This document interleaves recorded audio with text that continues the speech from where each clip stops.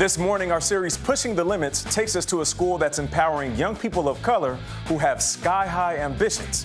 The New York-based RedTail Flight Academy is training black men and women for careers in aviation. The program is inspired by Tuskegee Airmen, the country's first black military pilots.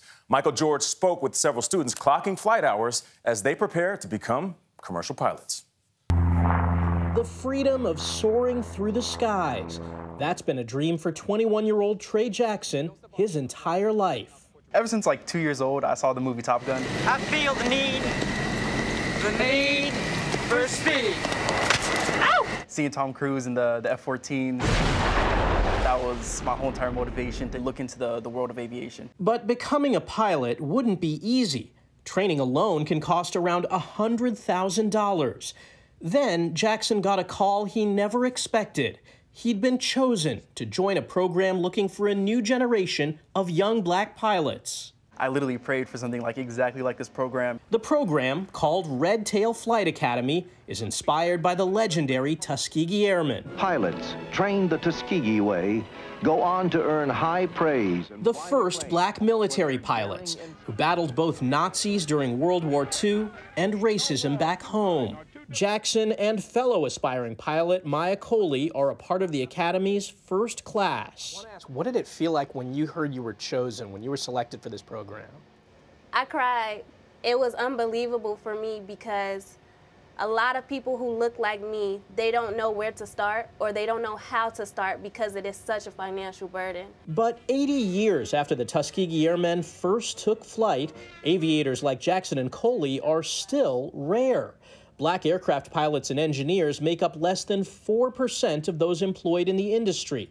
I think we're making a change. Glenn Frazier, founder of RedTail, made it his mission to diversify the skies. There is a problem with awareness within the inner city and the urban areas to know that this particular career is a possibility. The simulators are really a critical component. Board member Ann Palmer says the young pilots in training now carry the legacy of the Tuskegee Airmen, a legacy started by aviators like her father, one of the original airmen.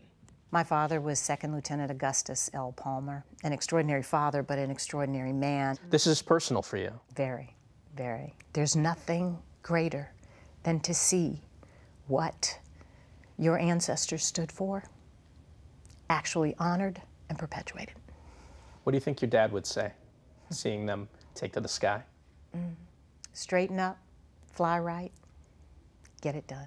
Introduce another notch of flaps. Jackson and Coley are now living a dream they once thought was out of their reach. It's always been that intimidation of, for me, black women can't fly or black women won't be able to take on this challenge. And that was motivation for me. What does it feel like now to take off? Oh my gosh.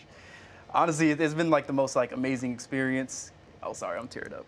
That's all right. But yeah, I always tell my family I wanted to be a pilot, and then actually finally being able to and actually take off and actually holding my private pilot's license, it was a great experience. Jackson now has more than 150 flight hours. You're about the same age as the Tuskegee Airmen were when they flew. Do you ever think about that? Think about that all the time. It's a lot of motivation to wake up in the morning. Jackson and Coley both hope to become commercial pilots when they graduate this spring, and they'll always remember the shoulders they're standing on. Trey, what do you think the Tuskegee Airmen would say about you guys? I think that they would definitely say that we are following in their footsteps and really trying to just push the bar even higher each and every time. For CBS Mornings, Michael George, New Windsor, New York.